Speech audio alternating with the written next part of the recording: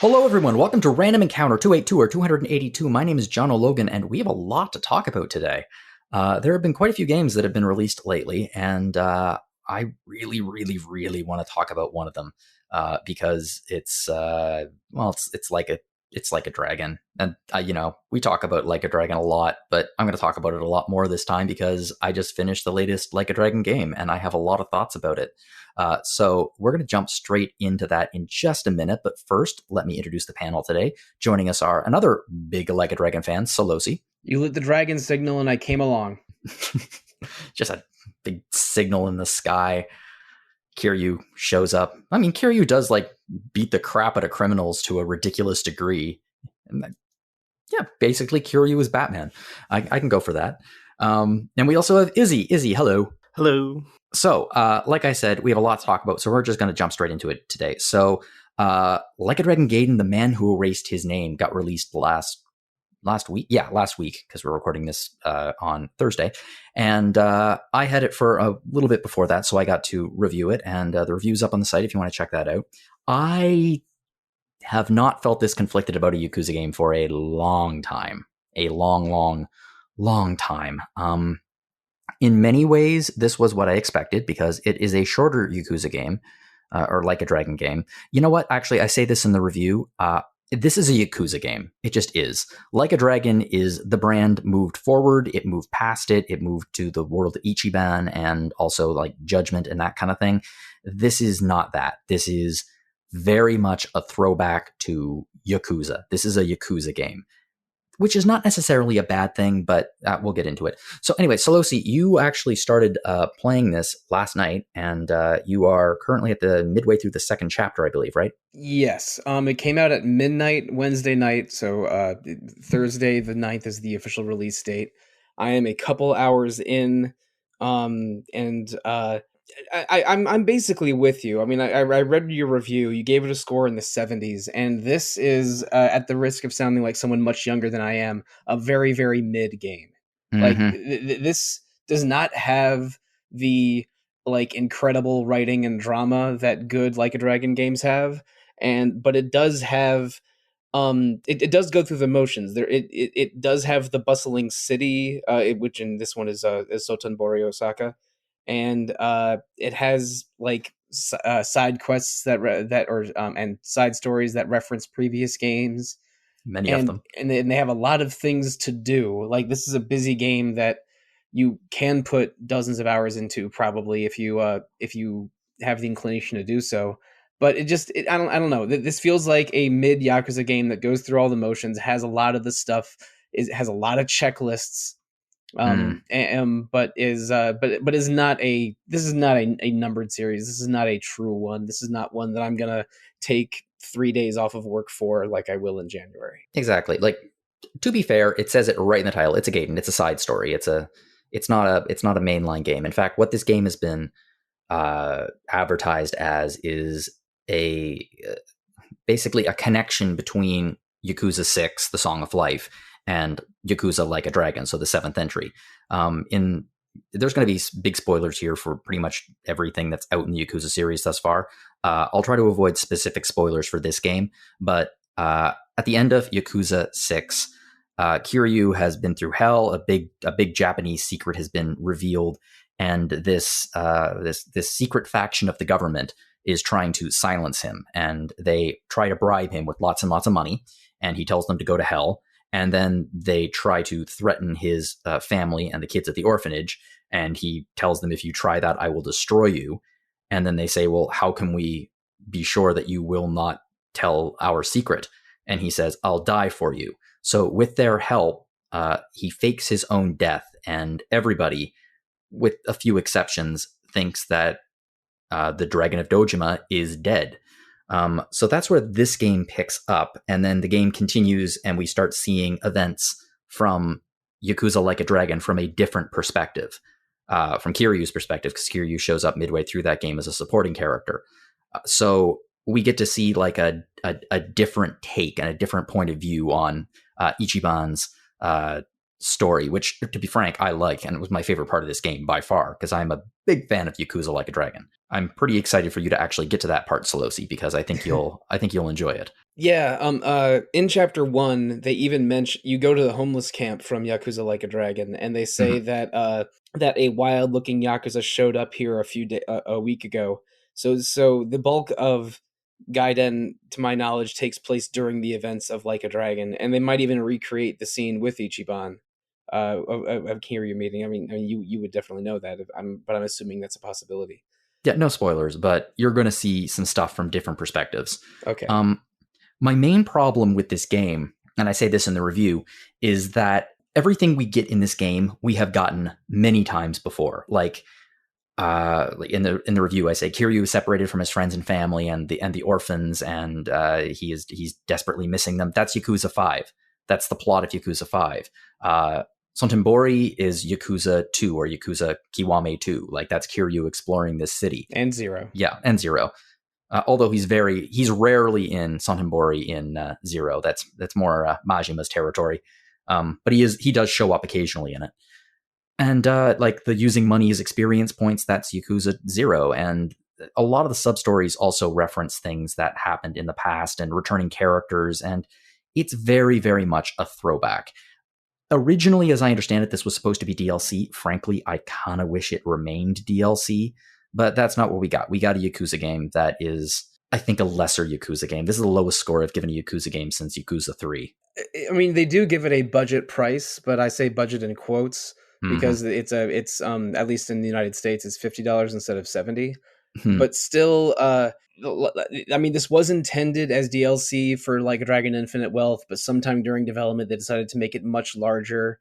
And this is a side story. This is a Gaiden chapter. It goes through the motions of Yakuza games, and the thing is, Yakuza 0 was the Yakuza game where everything was driven by money. You needed money to upgrade your side quests, money to upgrade your stats, money for everything. But also, that was part of the point they were making, because it's set in 80s Japan with the economic boom and incredible excess wealth. When you beat up opponents, yen would explode out of them like rings coming out of Sonic the Hedgehog. And the game was this weird critique and celebration of the bizarre capitalism that was 1980s Japan. But this doesn't. Yakuza 0 is so good. yeah. No, Yakuza 0 is again one of my favorite games of all time. But this is not that. They're like, oh, we're doing this thing like Yakuza 0 did, but it doesn't have any of this, like any of the style or any of the point of view that game had. So like, I'm enjoying parts of this game. Like, it's kind of it's fun going around and getting into trouble as Kiryu again. They have a sort of 1.5 new fighting styles for him in this, because they have the secret agent fighting style where you use gadgets and sort of precision takedowns, and then there's also Yakuza style, which is more like Kiryu in Yakuza 5 or 6 with a few extra tricks. There's a lot of guard breaking, which reminds me of Yakuza 3, and not in a good way. But and like all of that's fun, but really I feel like they dumped me in a Yakuza playground, but it's an old Yakuza playground with the equipment's all sort of beat up and just reminds me of better days. And again, I maybe I've already mentioned this. Sorry, Like a Dragon Infinite Wealth is the game at the top of my I want to play this list. It's going to be my most anticipated game until I see its credits roll across the screen. But this ain't it. And my favorite part of the game is the very, very slick new logo with a bunch of Like a Dragon characters all sort of exploding into the Ryuga Gotoku Studio logo. Oh yeah, they took some inspiration from like the Marvel opening. Yeah, it's the Marvel flashing comics into red and white, but done for RGGS. Yeah, the RGG cinematic universe or video game universe, which I guess actually it is. Yeah, I mean, sure. I mean, that lets us bring in Judgment and somehow Fist of the North Star into the fold. Yeah, it does. Now the thing about this game is, and they again, there's a lot of factors in this game that I really actually like, because it's still Yakuza, so it's still lots of sub stories, lots of wacky characters. Kiryu has a complete inability to say no to any person. We know this, but some of the sub stories, some of the mini games are a little bit like, okay, there's a return to pocket racing, right? But I don't know if you got to that far yet. There's pocket racing in this game. I have seen parts for Pocket Racer cars for sale in shops, but I've not unlocked it yet. Yeah, Fighter's not there. There's a new Fighter, and she is underwhelming. She is not the thing I liked about Fighter was, as a character, was Fighter was a massive loser, except in this one specific place where he was like the greatest ever. It was his realm, and but also, I mean, we know Fighter's in Yokohama because if you've played like a Dragon Gaiden, is the new one like one of the little kids from the old sub stories or something, or is it? Unless I completed the sub story, there was a tease at the end that there was something else coming, and I never could find out how to get it. Okay, it's. I was probably giving it more credit than it deserved for trying to do something interesting, but it's I'll indulge in the Pocket Circuit stuff. Yeah, I like Pocket Circuit, but it's also there's nothing new there at all. It's almost a copy paste in terms of the mechanics from Zero and Kiwame. Can we talk about how uncomfortable we both felt in the Hostess minigame? Oh, do we really have to? That's okay. We do have to, because this was something that they were pushing heavily in the publicity for this game, which is, okay, in game, you're sent out on a mission to check out this brand new cabaret club, which is supposedly way more immersive. And you show up, and it's the same old cabaret club. You say, okay, you walk up to the guy and you say, hey, here's some money. I would like to talk to a hostess. And then the hostess shows up, and she's live action. And all of the segments featuring conversations with the hostesses, and there are 5 of them, I think, they're all live action. And they are so uncomfortable. Oh my God, they're uncomfortable. It's basically the same as the dating sections of different mini games in previous Yakuzas, but it's FMV, but with a video gamey background. Mm-hmm. So it's I don't know. I feel like if they were in-game models, it would feel more normal, but this just feels weird and uncomfortable. I'm not sure if I'll do it, because normally I will do all the dating stuff in a Yakuza game because the rewards are pretty good, and I just like seeing, you know, Kiryu and Majima and whoever else get into shenanigans. But I'm not I just did the one round that you're required to do to introduce you to the side quest, and I don't know if I want to go back. It's like this is definitely a I hope your wife, girlfriend, mother, family aren't in the house kind of portions of gameplay, but worse than usual. Yeah, it's always been like that. But the fact it's live action now, I compare it to a slightly naughty Sega CD FMV game. Wow, so this is really, I mean, you almost perfectly described Night Trap, but that's not basically. But I'm not excited to make that comparison. Yeah, exactly. This is the kind of game that would have landed Sega in front of some kind of congressional committee about pornography in video games or something. And I mean, one of the hostesses in this game is actually going to become a character in Infinite Wealth. Let me see, Kason. She's the first one. Yeah, she's one of the 2 in the first club, and I think they even snuck her into the karaoke minigame because the person that's at the top of the leaderboard at karaoke is named Jason. That's pretty funny. So I think but yeah, Kason was a popular internet sort of idol. She what are they called? VTuber? Yeah, she was a VTuber for a while that went by Kiryu Coco, which was named after Kiryu. So she was well known as like a online Yakuza fan personality. Actually, there's a pretty funny clip of her playing Like a Dragon for the first time when Kiryu shows up, and it's actually hilarious. Yeah, she loses her damn mind. I've seen that one. But the it's kind of cool that one of the more well-known Yakuza fans is in a Yakuza game, and but this is not how I wouldn't be that proud of this cameo. It's just awkward. It's real awkward. I mean, maybe some of them are better actors than others, but it's also filmed in a really, like, not for nothing. I know it's such a minor thing, but the character is looking at Kiryu, theoretically, like you're seeing through Kiryu's eyes, but you can see the reflection of the ring light in their eyes, and it's really obvious. And the quality of the video is, it's not great.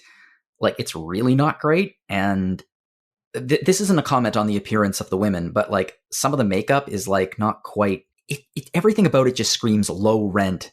Like this was filmed in someone's garage kind of feel. Yeah, it's, I don't know. It's weird to describe. It It's just feels not. sketchy. It feels like sort of in between in-game graphics and real filmmaking, but not in a way that's interesting. In a way that just makes it feel off. It's like I'm getting uncanny valley feelings, but from someone's real appearance, Yeah, that's what I which said. is I said reverse uncanny valley. okay. Yeah, I'm sorry. I didn't No, remember that from your review, but there was the but that's exactly right. It's I mean, we're gonna while we're complaining, I'd say the number one thing I dislike about this game, please.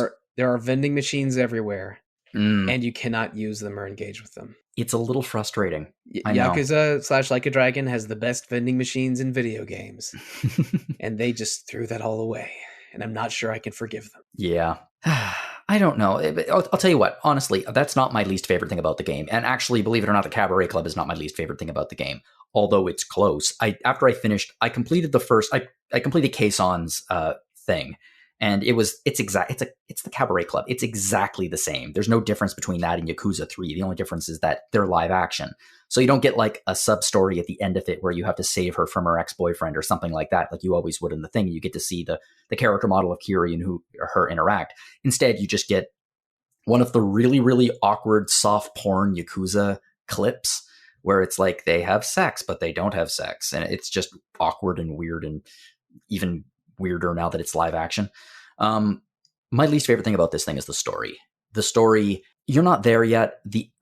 I cannot wait to talk to you about the end of chapter 2 and see your response because I'm good. Well, there's going to be a chocobo side effect here. I actually said, fuck you to the screen when events were unfolding. It was so the twist and the logic of it and just everything. I just thought whoever is writing this is a fucking hack.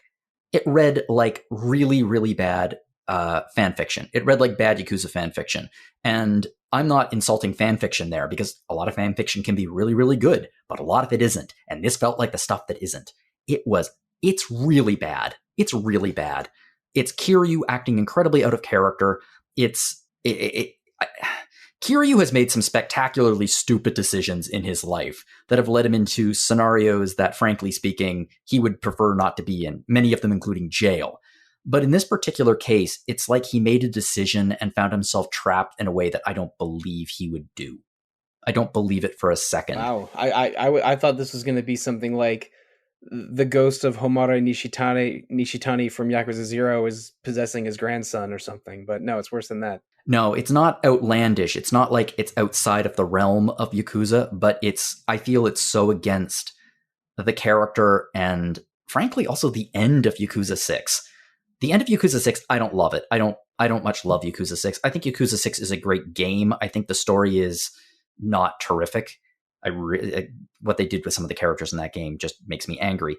But in this particular case, at the end of it, Kiryu kind of does this organization. Okay, correct me if I'm wrong here, Sollosi, but in my memory of Yakuza 6, and I read about it just to refresh my memory, he says, I will die for you. And he goes into hiding, pretending he's dead. But the way this game seems to have interpreted that ending is that this organization did him a massive favor, and now he owes them somehow, and he has to go on all these missions, or they will threaten his life and threaten the lives of those he loves. Well, yes and no.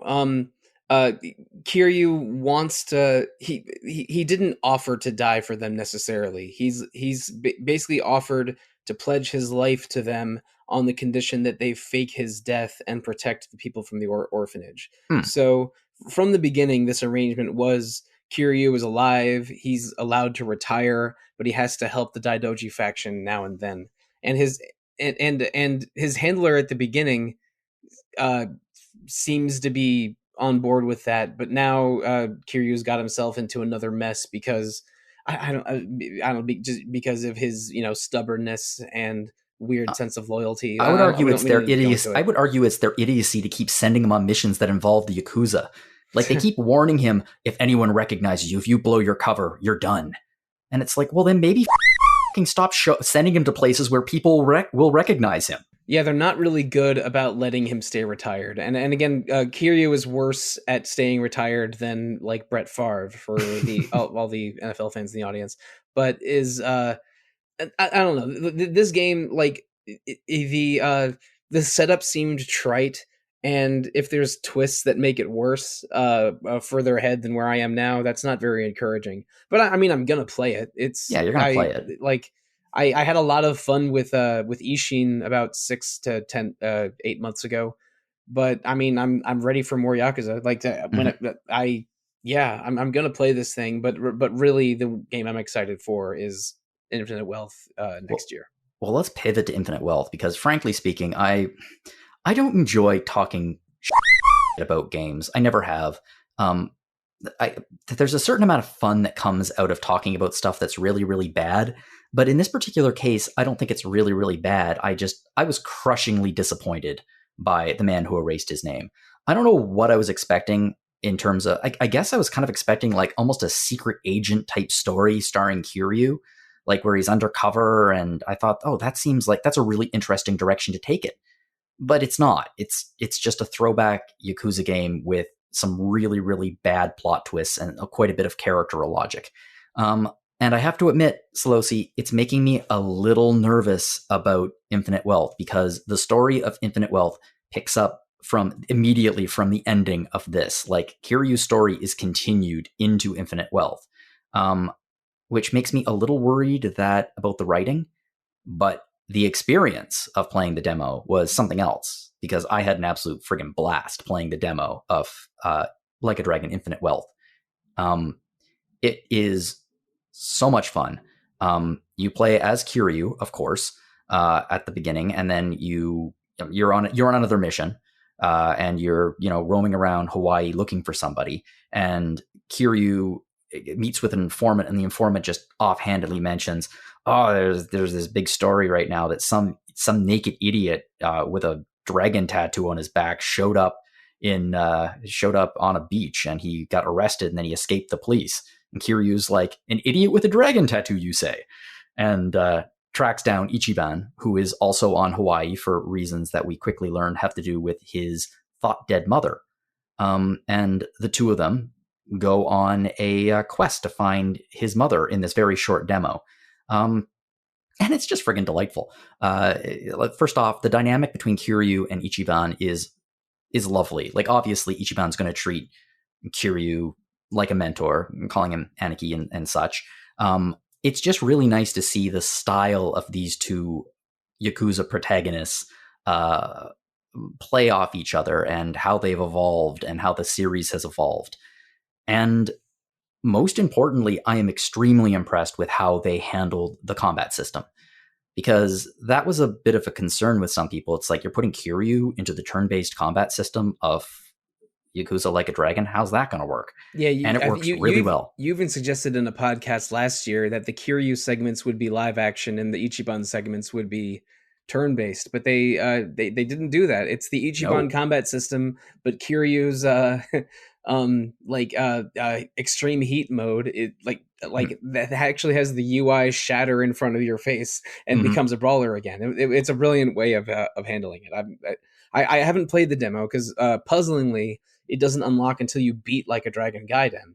Hmm. But I suppose that's one reason to beat Like a Dragon yeah, Gaiden. exactly. But also, Sega America had a video of some devs or marketing people playing through the part of the demo, and I saw everything I needed to see. It's like I'm maybe not as worried about the writing of this game as you are, Jono, because I really felt like Gaiden was a somewhat low effort holdover Mm. that again was almost just DLC. So like I really feel like they're putting their full weight into Infinite Wealth, and Gaiden is just is just a mid Yakuza game, Mm-hmm. while Infinite Wealth is the Like a Dragon, like next great Like a Dragon that we want to play. So I'm not that worried about that game, but maybe I'm a little bit worried in the short term for how Gaiden's going to go, because it's distracting me from some other games I'd like to be playing, and before Mm-hmm. Game of the Year stuff starts happening. But let's say Gaiden's I don't think Gaiden's going to finish very high on my Game of the Year list, even though I'm only halfway through or less. I don't think it will either. There are some really okay. I'll actually, before we'll jump back for a second. One thing I actually did really enjoy about Man Who Erased His Name was Kiryu's new partner, Akame, and I think she's a delight. She's fun. She's interesting. She's like the strong Yakuza woman archetype, but feels updated. Like at no point, except for one thing where you do need to save her butt. But even then, it doesn't come off as Kiryu saving the woman. It just comes off as like a regular mission. She's just a delight. And also, I think she has the best singing voice of any Yakuza karaoke partner in history. Her rendition of Like a Butterfly is so goddamn good. Kiryu's is as terrible as ever. It does help that I believe her actress is a pop star. Like her name is Summer Breeze or something silly. I forget exactly, but I think she is an actual singer. Yeah, in the interview with all of the voice actors that they did over the summer, she even said, "Thank you for letting me be in this game. I've been playing all of the Like a Dragon games during the pandemic, and I can't believe I get to be in one." It was very sweet, but I'm not shocked that she's a good singer. They brought back the damn samurai karaoke song from Ishin that everyone hated, and even brought back the weird courtesan stuff from whatever. This is a confusing mishmash of old Like a Dragon. Oh, it is. Though there is one new song. You have to do it for a side quest. Silent Holiday or something like that. It's not the best Yakuza. It's not the best karaoke song, but it is fun, and the video is good. The little music video is fun too. Sorry, going back to Infinite Wealth. I'll tell you the thing I like most about the battle system in Infinite Wealth now, and it actually fixes my major issue with the battle system in Yakuza Like a Dragon, which is you can move around now. So on your turn, you have a circle, and you can move around in that circle, which is fantastic because it means it opens up the world of useful items. In Like a Dragon, if you like, for example, say there's a bicycle there, if you wanted to beat one of the enemies to death with a bicycle, you would just have to get lucky that your character happens to be standing beside the bicycle.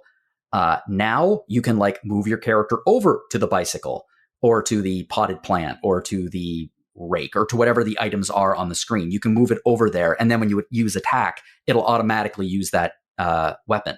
So I think it provides, it kind of really bridges the gap between the really active, fun, environmental aspects of the original combat system in Yakuza with the turn-based combat of Yakuza Like a Dragon. I mean, I hope I don't sound just completely disinterested because I truly like a Dragon. I've only been playing them for about 3.5 years, but it's one of my favorite video game series now. So I am, I am enjoying like the most of this while being aware it's not the real Like a Dragon game that I want. But I'm gonna finish it, and in a few short months I will be playing that Like a Dragon game that I want. So this is basically, I don't love this game, but it is sort of making me feel a little bit more hype for the game I actually want to play. Yeah, I have quite a bit of hope for Infinite Wealth, especially after playing the demo. There's just a lot of fun to it. There's karaoke in it, of course. Kiryu sings Judgment with Ichiban, which feels wrong to me in a weird way because you're like, oh no, that was the song you sang with Nishiki. But Nishikiyama has the same voice actor as Ichiban. I know, which is pretty funny. Yeah. Although, God, the English version of Judgment sounds so weird. I saw a YouTube video of that, and I didn't care for it. It's not as good as the English language version of Nanba singing Baka Mitai. It's not. I'm not sure. I'm playing in the Japanese dub. But I am too. Yeah, but yeah, we'll see. Exactly. But you know what? We're not actually going to need to wait that long because the game is going to be coming out early next year. So it's really a quick turnaround between Man Who Erased His Name and Infinite Wealth, which is a relief because I really could use a nice palate cleanser. I'm really disappointed with this. I really did not want to give it a 72. I really was disappointed by this. It's such a shame. But you know what? Your mileage may vary. A lot of people like it more than me. The game has generally been averaging around at 80 or so. And if that's your take, if you play it and you really enjoy it and you don't feel that the storyline is outlandish or, in my opinion, fucking stupid in places, then good. I am actually thrilled to death for you, and I hope you have a really good time playing with it. But frankly, I'm, like you said, Sollosi, I'm waiting for Infinite Wealth. I'm waiting for that ridiculously huge management minigame. Yeah, holy moly. They give you an entire island this time. Oh yeah, they just basically are like, oh, here, have Animal Crossing in a Yakuza game. Okay, it's going to be exciting. It's going to be fun. Oh, that's another thing I do like about this game, which you're going to find out. They merge the management minigame and the Coliseum, I think for the first time, and it just makes sense. Like you put together a team of fighters, and it's like, oh, wow, that probably should have happened earlier. But I enjoyed that. That's probably one of my favorite parts of the game. Yeah, I did hear this is like the biggest Yakuza Coliseum they've ever done. Yeah, it's pretty massive. With just dozens of characters actually playable and controllable and not just Kiryu. It is, although they're not terrific. There are a few returning characters from, shall we say, other series that you might run into pretty soon that you can recruit for the Coliseum. Interesting. Let's just say they're characters from other series whose likenesses are not tied up by Johnny. Oh, so I might be investigating some files, you might say. You just might. Well, thank you, Sollosi. We're going to talk about a game that you're actually playing in just a bit. But thank you for coming on and like bouncing off of me for this game. So I wasn't just because Izzy, I don't think that you're a giant Like a Dragon fan. That is a lie. Really? Yes. Am I wrong? What am I in? You haven't said anything this entire time. Why haven't you chimed in with thoughts? So, I'm kind of at a point here where I know I'm going to play Gaiden one day. Mm-hmm. I know I'm probably going to have similar opinions to both of you on it. And I just it can just sit there. It can rest there. Infinite Wealth is going to be great, and it's not that far away. Mm-hmm. Also, like the game I played most recently was Ishin, and I didn't like it very much. So I'm on a bit of a low with the series, even though I do love it. The one I played most recently was Lost Judgment, which I played over the summer. And I like that game a lot. I think Ishin had a genuinely great story, but was just lost in so much weird tedium. Like it had a harder grind than even Yakuza 5 and 0 did. Yeah, it was a contemporary of Yakuza 5 and 0, though, so that sort of makes sense. Right. It was a dated game. I enjoyed it, but it was dated, and we knew it was dated. I basically agree. Like, I'm not in a Like a Dragon lull exactly, but you don't need to go out of your way to drop 50 bones on this one, is it?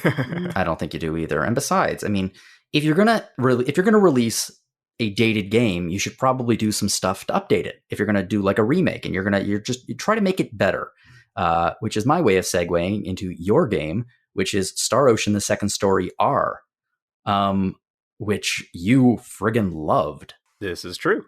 Loved it very much. Also, great segue. Oh, thank you. So yeah, Star Ocean, it's an interesting series. It started out on the SNES. We actually talk a lot about this on the latest episode of Retro Encounter, Essential Fan Translations, because that's one of the games we talk about a little bit. But in short, the team that was working on Tales of Phantasia for the SNES split off due to disagreements with the direction of that game, and they decided to make their own game. They called it Star Ocean. The two games on the SNES, they look and play almost identically, few differences, but it created a really interesting, like, divergent history for these two games. And then Star Ocean: The Second Story was released on the PlayStation in 1999. It quickly became a very popular RPG on a system that had, like, some of the best RPGs of all time.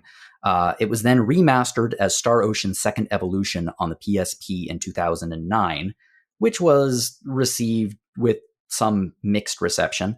And now we have a full-on remake of it, The Second Story R.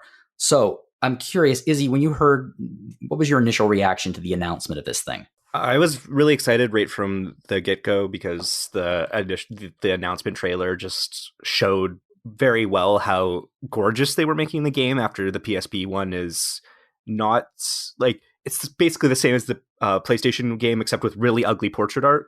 So just immediately just having that visual update that looked great. Like, I don't even really like how the original game looks that very, very much. So for me, getting a visual update was immediately, oh, I'm on board.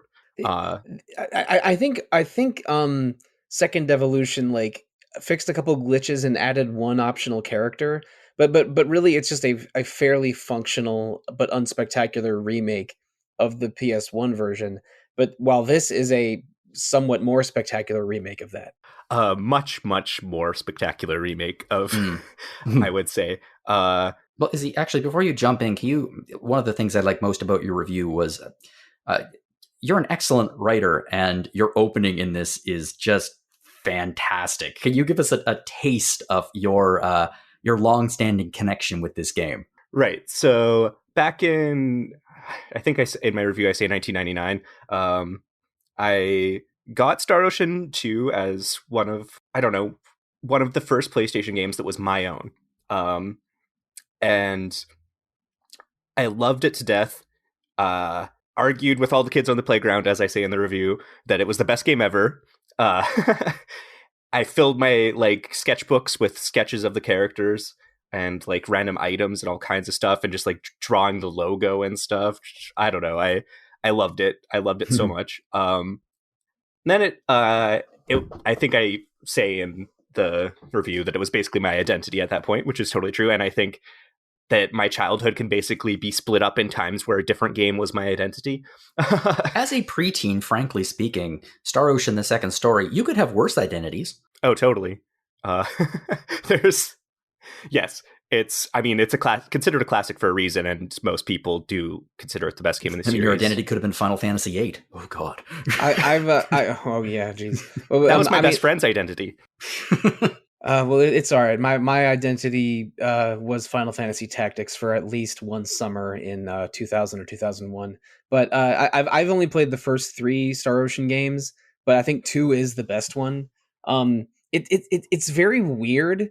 The tone is all over the place. You can walk into any city and just rob people. There's 12 characters, but you're only allowed a party of 8, so there's no way to recruit everybody. But so you have to jump through some real weird specific hoops to make certain recruits or find certain side stories or side quests. But it kind of pulls everything off, and it didn't, even though it's a sci-fi RPG in name only for most of the run. Like it's like this is basically a fantasy RPG with one person coming from a spaceship, but nothing else really feels like it, and it's a very, very specific, unique PS1 RPG that resonated with a lot of people, and it's also one of the best Motoi Sakuraba soundtracks. It's not one of my favorite PS1 RPGs, but that's because if I had to make a list of all my favorite PS1 RPGs, the number would probably go into the 20s or 30s.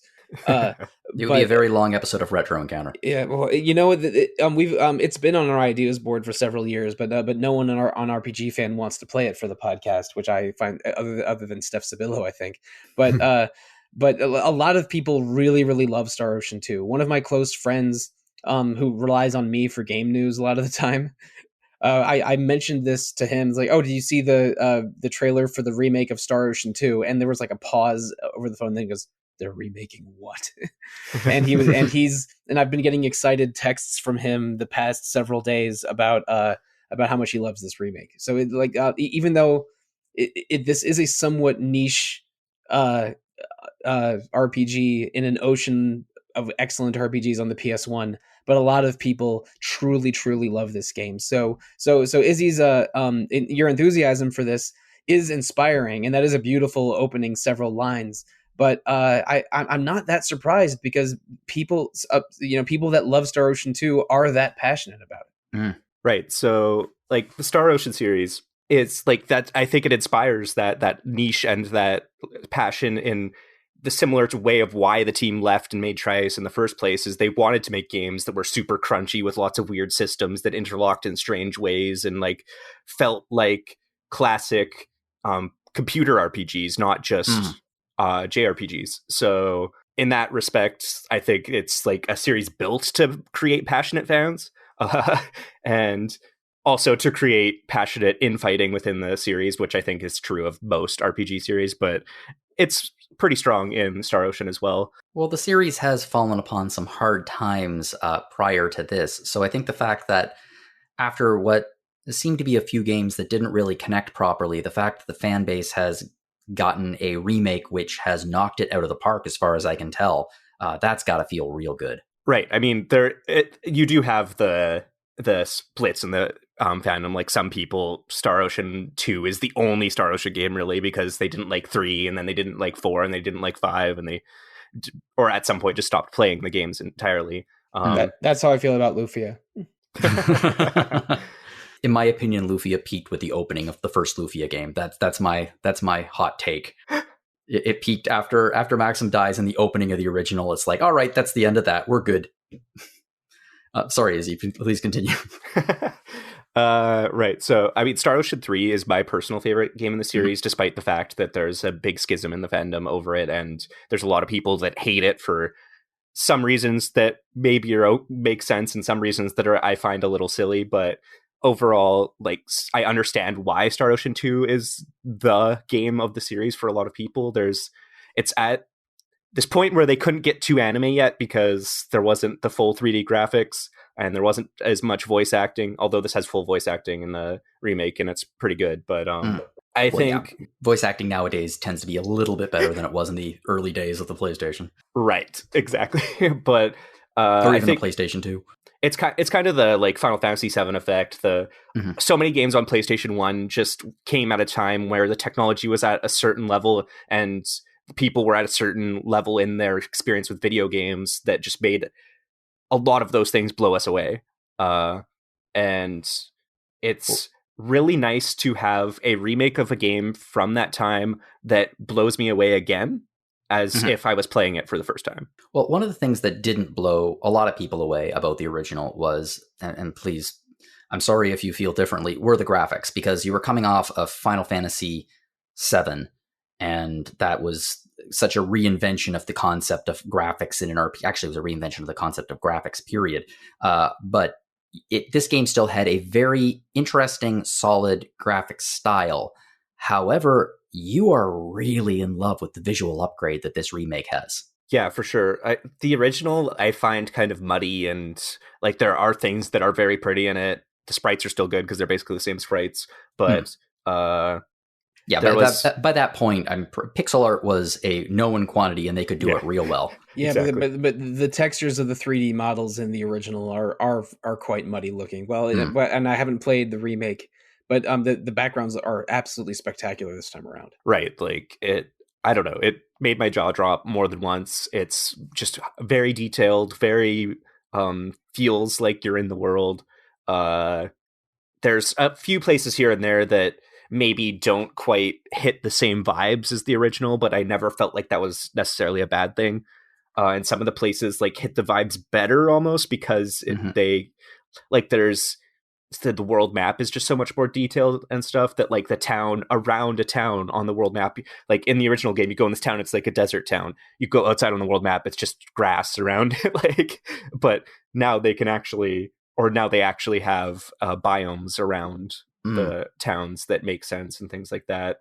But it's not just the graphics. It's also, you are a big fan of the new character redesigns and the game's art style. Right. Yeah. There's, I mean, I don't mind the original portraits. They're kind of fun in like a in the 90s anime way, but those portraits in PSP on the PSP version were just so bad. And they were of their time. But the new portraits are great. They feel much more in line with the characters and who they are. So I'm very happy that they did that. Well, a terrific aspect of this game, the original version, which Sollosi mentioned, was the soundtrack. Is the soundtrack here, is it remastered or is it reorchestrated, re-recorded? Like, how's the music? So it's a complete rearrangement. Okay. I personally like it quite a bit. Many of my friends who are playing it right now are not a big fan of the rearrangement and are actually using the original soundtrack, but they give you the option to use the original soundtrack, which is always a great option in any remake. So it seems like there are some tracks in here that may make future appearances on Rhythm. Maybe. I feel like Sakuraba is a divisive composer, so some people really like his stuff, and I feel like I like his stuff. I do understand why people think his work is samey. I think that's part of that is I don't want to sound like I'm insulting Sakuraba. I'm really not. But I think part of that is that his output is just insane. He has done dozens of soundtracks including to a lot of RPGs, and he has a sound that you can mostly recognize. But when he's good, Sakuraba is really, really excellent. And I have a lot of affection for certain Sakuraba soundtracks but then sometimes you'll play one and you'll just feel, I feel like I've heard this one before. So the samey accusation is thrown around a lot, but he's also good, and I think part of that is just a consequence of him being of him having such a long and good career. Totally, he's but again, like, people are holding his success against him in a way that I think is weird. But I also kind of agree with it being samey. I'm not sure how to feel exactly. I think I'm on the same page. What are some of the other ways that this game, I guess, improves on the original? You mentioned that there's a new fast travel system. Yeah, so it didn't have fast travel really at all before, and now fast travel is like one of the most powerful fast travel systems I've experienced in a game. You can like teleport directly to shops and stuff within a town from like a dungeon. So you can be like bottom floor of a dungeon. You're like, okay, I'm going to go teleport to this town that's across the continent into the weapon shop. It's kind of ridiculous, but also very nice for a game like this where there's a lot of events you can go back to in towns. You can do private actions in every town, and sometimes you can go back much later, and or when you get a new party member, you can go back to the towns you've already been to and hang out with them there and things like that. So it's quite useful in that respect. And then they're better at communicating what's available in the private action segments, right? Yes. Yeah, yes. That was an issue I had with the original one. There's a lot of cool stuff you could do when you did private actions in towns, Jono, which basically means your party separates and you control your main character and can interact with, and can have basically different town interactions by having your party separate in town. But it was kind of inscrutable what you could and couldn't do in a town with a private action, and what required private action to do, if that makes sense. Right. So now they have, and yeah, I agree. Like, I do think there's a little bit of something lost in the discovery of not just finding weird stuff out, but I think it's nice to be able to know when you can talk to someone, because when you go to the fast travel menu, which is also the map, you can see like, oh, this town has available private actions in it, and you can go there. That's a much larger discussion. Whether too much transparency, it means the death of surprise and discoverability. Yeah. But I think I understand both perspectives. But in this time around, I don't mind Star Ocean 2 having a little bit more of its systems communicated. And there is still things you can discover, because some of the private action, like, you don't know how to get them all necessarily still, because some of them have very specific requirements in this game. There's so many private actions, and like, you need these specific party members, and they have to have this specific affection level, and you have to have this in your inventory or something, and then there's a private action in this town. So that's all still hidden. So you'll know that there's a private action if you meet the requirements, but you don't know what those requirements are necessarily. So there'll still be stuff to discover on replays and things, which I think is also another reason this game built such a passionate following, is because it's so replay positive. It's such a good game to replay for various reasons, because of the fact you only can take 8 of 12 party members, because there's all these different private actions, because it has this massive convoluted skill system. Okay. All right. I'm sorry to interrupt you, Izzy. I have 3 questions for you, and they only require 1-word answers. Okay. All right. Cloud or Reyna? Reyna. Precis or Bowman? Precis. And now here's the one that I think is the hardest. This is the one that plagued me the 2 times I played the game. You probably know what's coming. Opera or Ashton? Opera. I still don't think there's a right answer to that one. Ashton and Opera are 2 of the best characters, and they're locked away from each other, and that just drives me batty. These are something for you in both paths. It's true. It's you start the new game with the other main character, and you take on. It also lends itself to having one party be the weirdo party and one party be the normie party, because the characters that go well together are either the serious ones or the weird ones, because like Ashton and Welch and Precis all give each other like extra abilities and stuff by existing in the same party. So you have like the 3 weirdest people all in one party.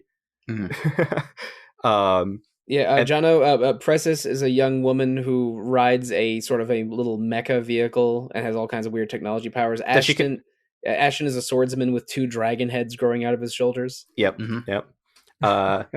She's not only does she have like a robo arm thing that she controls, but she controls them with a video game controller. So in the original game, she was literally holding a PlayStation 1 controller in her art, And then in the remake for PSP, she was holding a PSP. Now she's holding a more generic controller, but geez, lucky she's not driving a submarine. Oh, that got a little dark. Well, you say that this might be one of your favorite games of the year. In a year that I would argue is more full of potential games of the year than any other year in recent memory, what makes this really stand out to you? I guess I would say of any remake that's actually a remake, we're not counting Final Fantasy VII Remake, that's its own thing. Of any remake that I have ever played, this is the best at remaking and making you feel the feelings you did when you were a kid playing the game again. Yes, which is very important. It's like when I'm playing that game, I feel like even though I'm playing on a Steam Deck in my hands, I feel like I'm playing a PlayStation 1 in my pajamas. So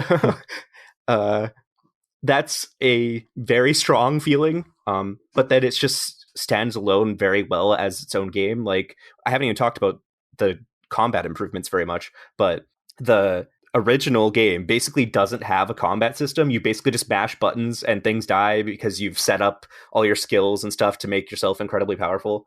But they were it's pure chaos, and then they throw a couple of boss fights at you that are genuinely tough if you aren't prepared for them. Right. And then this game, they were like, oh, maybe we should actually like make this more interesting. So you have they give you a dodge that allows you to do a counter attack. They added a break system, so enemies now have HP and shields, and different arts do either more HP damage or more shield damage. And when their shields are broken, you get critical hits on them. And wow, so it's East 9 and Final Fantasy 16. And they've rebalanced the characters, so most of them, like even the ones that weren't as useful before now are more useful. You now get a you can get a thing that allows you to break the damage cap before the end of the game. So characters like DS, who just has big hits, that in the original made him basically the weakest character because he would, and spellcasters too, they would all be very weak because they're just doing 9999 once, when like Claude is doing like 7,000 like 8 times. So they've rebalanced this by allowing you to break the damage cap earlier. So characters like DS are actually powerful now. Ernest, who was like the second weakest character probably in the original, is actually powerful now. Yeah. DS is like the best character until people catch up to dealing more than 10,000 damage. At which point he becomes like at least the worst melee character. Right, exactly. But with breaking the damage limit, actually, people that love DS are probably even more excited to play him because he's extremely cool. Although, but he's low tuned for end game, which apparently is fixed now. Yeah, there's new weapons and stuff. So they're not all of the strongest weapons you got before are the strongest, and you can also refactor them now, which basically adds like a special factor to a weapon, and some of those factors can be very powerful, like vampiric, making a weapon vampiric or things like that. So, and you can do that with any weapon. So you could get the strongest sword in the game, make it vampiric, and then suddenly Claude can't die or whatever.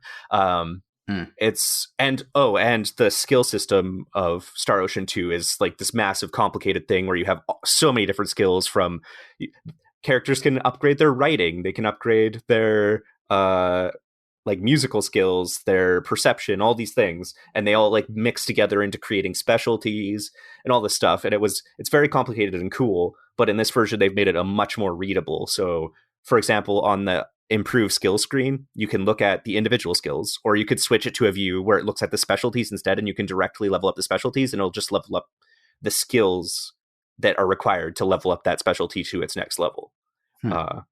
Which makes it much easier to figure out what levels up to what, and what everything does.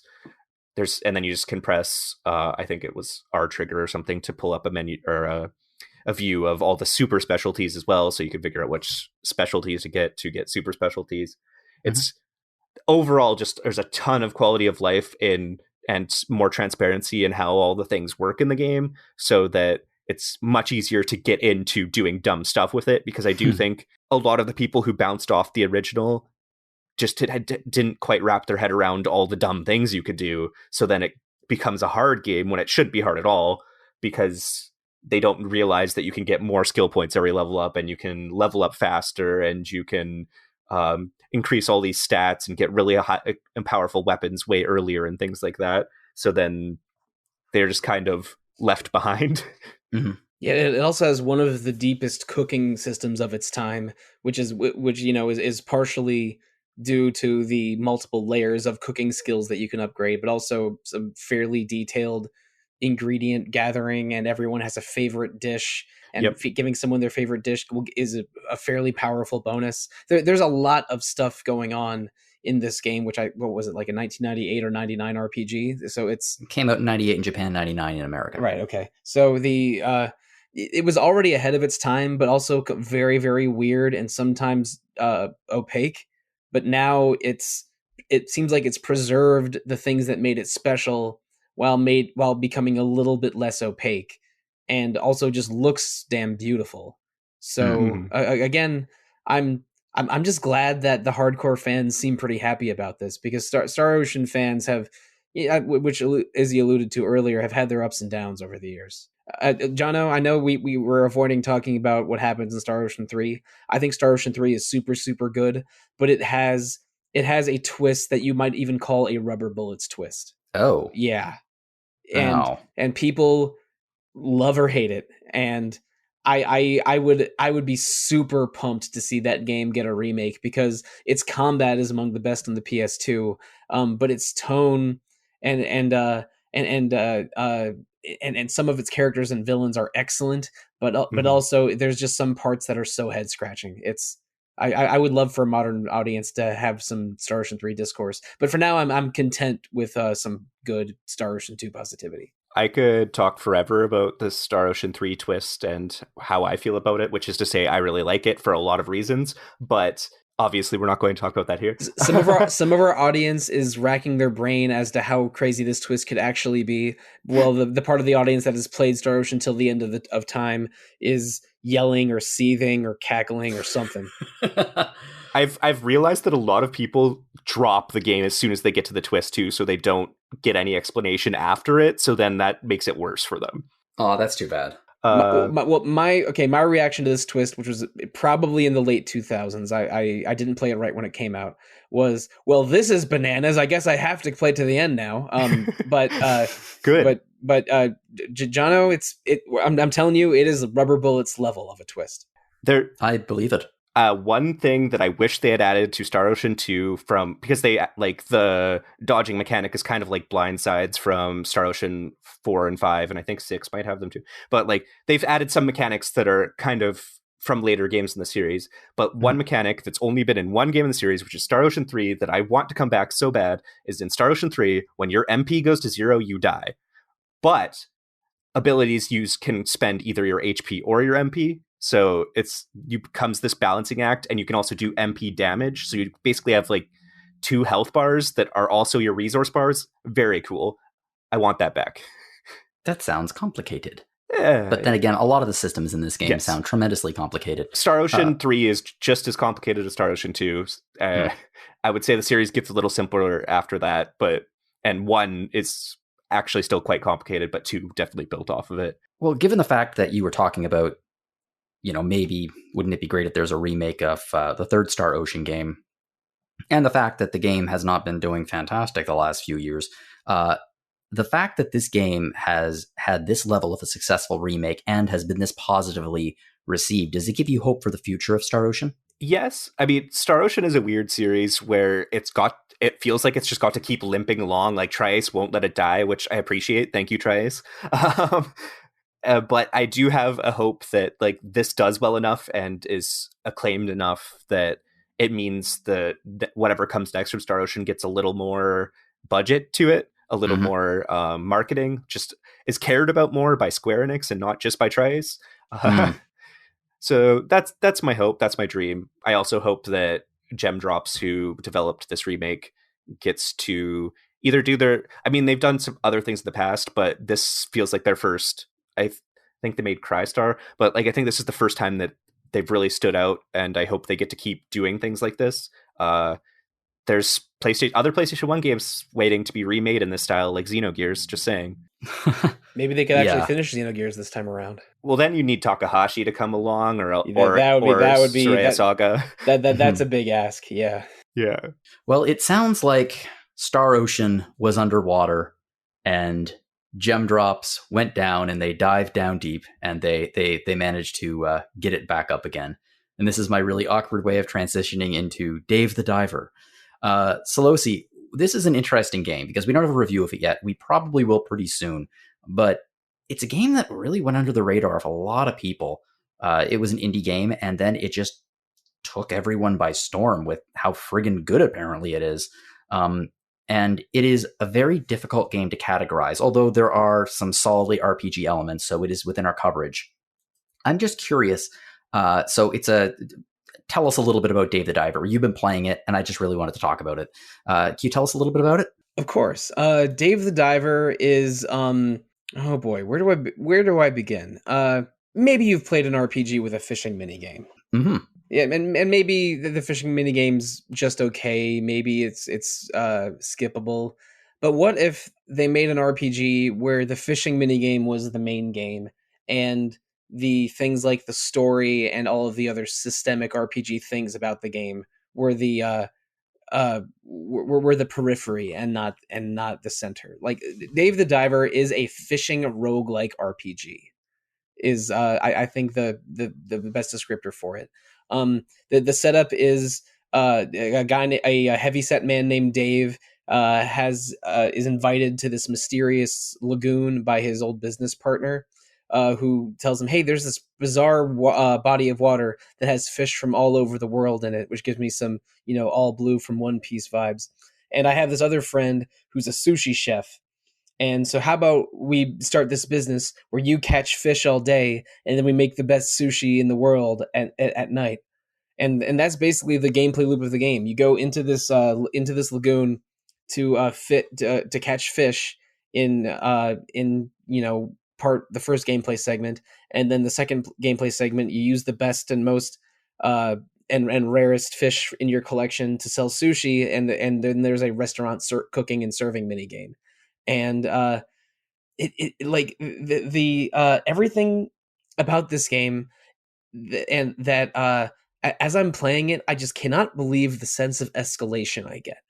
Because at the beginning, it's like, oh, you can only go into the shallows, and you're getting small fish, and you have a little harpoon gun. But then here's some heavier guns that you can use to kill sharks and stuff. Oh, and now here's a way to upgrade those guns with tranquilizers, so you won't damage the meat, and you'll get more meat or you'll get more fish per catch. And now here's upgrades to your oxygen in your suit, so you can go deeper and deeper. Oh, and now what's this? This is the remains of an ancient civilization of mer people. And no, here's some pirates that are harassing you. And here's some militant environmentalists that are doing more damage than actually caring for the environment. Oh, and now here's a restaurant critic that was your sushi chef's old rival coming to try and challenge him again. And now we're going deep into the backstories of your business partner and the sushi chef and all these other people.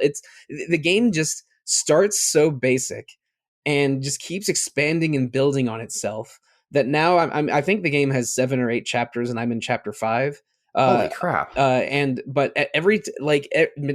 instead of just diving in the morning, afternoon, and serving in the evening, I unlocked night dives to hunt. I've gone into the deep ocean. I've had boss fights against.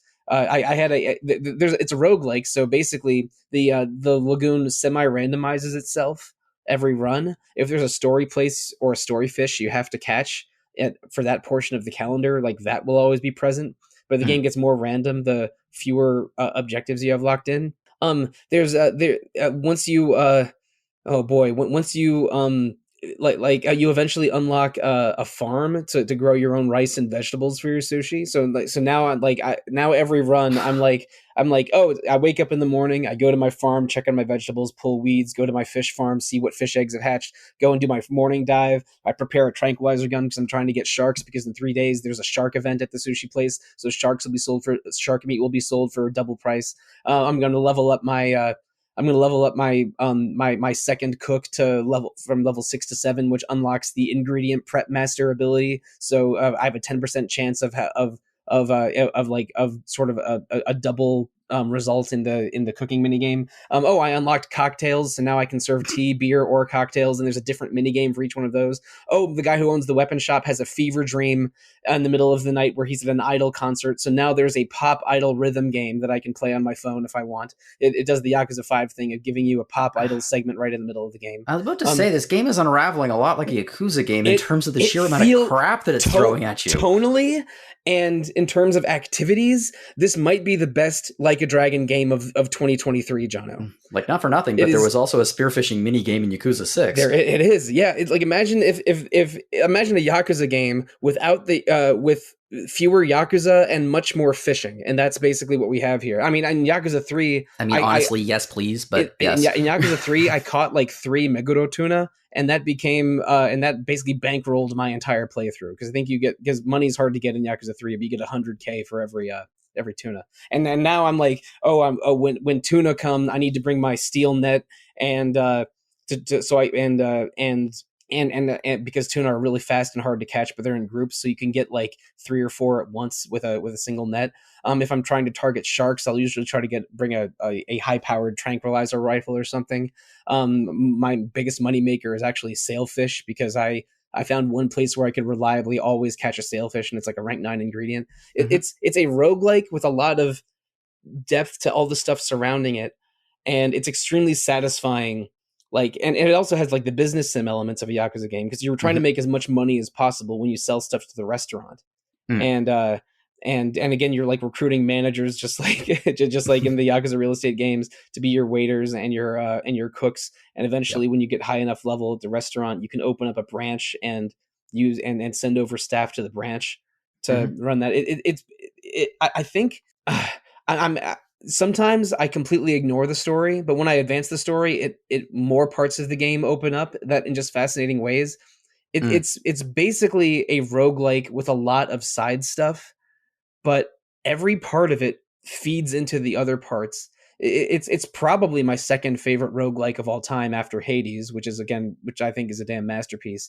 And I don't think a lot of people would disagree with you about that. And I mean, it's November, so I have to start thinking about Game of the Year writing, at least. And I think my contenders for Game of the Year are somehow Final Fantasy 16, Octopath Traveler 2, and Dave the Freaking Diver, because there is just the loop is so compelling, and the game just gets better and better the more you play it. I understand like getting bored with now I dive, now I fish, now I cook. Like, it's a little bit boring, but then you discover the mermaid village, or you unlock the seahorse races, or and there's so many side quests and a lot of personality to all of the minor characters in this game. And by the way, it does all of this with pixel art. Yes, it's a 2D pixel art game. And also you inspire a musician so much with your vegetable sushi that that you unlock a truly delightful rap called Hot Pepper Tuna. This probably sounds like the ravings of a madman, but no, it sounds like a Yakuza game, which also sounds like the ravings of a madman. But I'm enjoying this so much. I truly am. It's an indie game. It's $20. It came out on Steam over the summer and Switch very recently. My partner started playing it a few weeks ago when I was, trying to wrap up Bloodborne in time for a podcast next week. But she said, you need to play Dave the Diver. Like, this is giving me Hades vibes. And I'm like, all right, maybe I do have to play Dave the Diver. And then 72 hours later, I was upgrading my Marlin recipe from level 8 to 9 so I could make $311 on it instead of $275 on it. It's full of so much minutia Oh my but god, but you've so sold me on this, Sollosi. it reminds me of the best parts of like Hades and Yakuza and Monster Hunter, because I mean I accidentally got trapped into a boss fight against a great white shark, but I was equipped with like tranquilizer equipment and no and so I got my ass kicked by the great white shark and I had to lose all of my stuff from that run. But then I came back, I upgraded my rifle into like a level 2 flame rifle, and then I kicked that shark's ass on another attempt. And I just like I'm so sold. feelings like that, and the huge satisfaction of watching all the numbers go up, and just refining that gameplay loop and all the extra stuff they give you to do with a story that gets more interesting the deeper you go into it. I'm not Hmm. done with it yet, but I am, again, I'm not kidding when I think that this is one of my favorite games of the year. It And just sounds like it keeps unraveling and unraveling more and more gameplay types and everything. It's really impressive. it's exactly what it is. And I was dumbfounded when that idol concert rhythm game happened.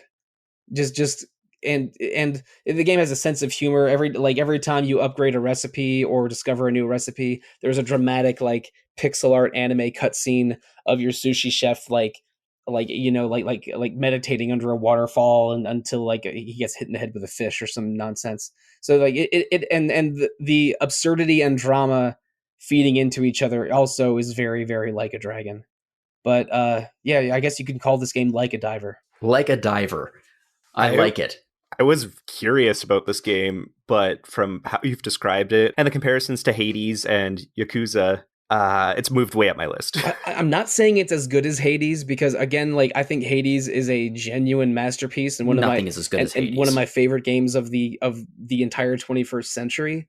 But this feels like Hades because it's a roguelike. It's mostly a roguelike that's very fun, but just keeps rewarding you and keeps building on itself the more you play it in ways that are just like astoundingly good. And it doesn't have the rich characters or narrative of Hades, but there is so much in this game. I don't love farming games, but I will absolutely play a farming side content in a big RPG, Hmm. or like in a Monster Hunter game or something. And I'm a Monster Hunter obsessive around once every 3 years, so that's my relationship with that series. But it feels like all of these systems feed into each other so perfectly that I am not bored with any part of it. Because if I get bored of one part, then there's suddenly I don't know, suddenly I'm in a boss fight against a giant goblin shark, and now a new part of the story is unlocked. It's bonkers. It's completely bonkers, but so fun. And I think I'm about 20 hours in, and I'm not sure how much farther I have to go, because this game just keeps again, like every chapter they give you new stuff to play with. Yeah, It's this a is little. something that I really need to play. I recommend it to just about anyone that that's intrigued by any part of that. I'm intrigued by multiple parts of that. And also, I mean, they have real fish in the game. Like all of the fish are. It's totally incongruous because you'll have Atlantic and Pacific and Arctic fish all in the same body of water, which they hand wave that and explain that away in the plot. But there's like these are sometimes real species of fish, and sometimes it's like, well, this jellyfish has a wizard hat on it. So Oh my god. I'm not gonna accuse this game of being uh, uh, ecologically or oceanographically correct, but it's yeah. There's so many compelling parts of this game that I'm definitely going to get to the end of the story. I know that after the epilogue, it basically unlocks endless mode or premium adventure mode, so you can just keep maximizing the efficiency of your restaurant or what have you. But I'm at least going to roll credits on this thing because it's one of the best games I've played this year, and in a very strong year already. I really, really look forward to the conversation about Game of the Year. I mean, I'm really looking forward to that anyway. God, my God, this year is going to be crazy. It's going to be either a long episode or 2 episodes because there are so many games of the year this year. It's mind-boggling. The RPG selection is insane, but my game of the year isn't even an RPG. That's how good, which I haven't mentioned here yet. But What's that? Is it come on, something involving a web slinger? no, No. Mhm. What is it? I mean, it involves walking around a city and getting into fights with people, in the street. Oh, yes, that one. Yes, but of course. 2023 has been a weirdly tragic year Like a Street Fighter. in the games business. I'm telling you, the World Tour mode in Street Fighter also has Yakuza vibes. But Yeah, I got that from what I saw of it. but like this is a weird year in games industry because there's been a lot of layoffs and a lot of sort of gross business practices. But there's also been some truly incredible games that I think the Game of the Year discussion, not just at RPG Fan, but in any publication, is going to be intense and unpredictable. What is not unpredictable is the array of fantastic merchandise we have at our store. Okay, I'll get back to that in a second. Thank you both very much for joining me tonight. I really, really appreciate your time, and I really appreciate you chatting with me about these games. It's, wow. Damn it, you really sold me on Dave the Diver, Sollosi. That sounds great. That sounds really great. I was getting messages from my girlfriend every 30 minutes about the latest crazy thing that happened to her in Dave the Diver, and then until I broke down and bought it for myself, and it is my favorite impulse purchase of the year. Oh, that's so great.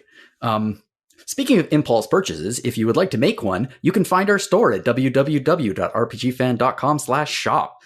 We're actually approaching the end of our 25th anniversary, but we do have new 25th anniversary merch, including a really, really cool shirt that features like all of the logos from all of the different iterations of RPG Fan over time. So please check that out. You can also check out our past episodes of Random Encounter if you'd like to support this podcast. We are not the only podcast here. We also have Retro Encounter. So, Sollosi, you very kindly allowed me to host the last episode, which was the Essential Fan Translation episodes, which I had an absolute blast doing. What do we have coming up on Retro? Right. We are in the middle of November, so we have I'm going to, I think, skip a week and release an old episode, and then we're having 2 episodes on Bloodborne, the classic PS4 action RPG. This is the first time we're doing a From Software game on Retro Encounter. I am enjoying the hell out of Bloodborne, and hopefully I can tear myself away from Dave the Diver long enough to finish it in time. Cool. Looking forward to that. We also have Rhythm Encounter, which is RPG Fan's music podcast. Last week, we had an episode that was focused in on game-defining RPG music. Exactly what it sounds like. Like, here are the songs that really define these games. And then next week, we're going to have a very timely episode that is going to be on autumn themes in games. So a nice fall setting. If you'd like to get in contact with us here at Random Encounter, you can fire us off a message at podcast@rpgfan.com. I would love to hear from you. If you have any ideas for future episodes, discussion questions. We didn't do a discussion question today because we had a lot of games to talk about. We do have a good one for next week, though, so stay tuned for that. If you'd like to send me an email, you can do so at jlogan@rpgfan.com. You can also find me on Mastodon at jonologan@mastodon.social. I'm not the only person on here with the social media presence. Sollosi, where can we find you online? That's right. Until I eventually delete my Twitter, which I think is going to happen sooner rather than later. I'm at The Real Monsoon on Twitter. I am also Evoker for Dogs on Blue Sky and Instagram. Lovely. And Izzy, where can we find you online? I am a person on this podcast who does not have a social media presence. So What? No social Madness. media for me. But no, it's just Izzy and Audra having a good time on no social media island. Mm-hmm. It is a good time. So if you want to reach out with comments or questions or anything like that, you can contact the podcast or contact Jono directly. Okay, sure. Yes, if you have any feedback, please send it to me with the email that is above.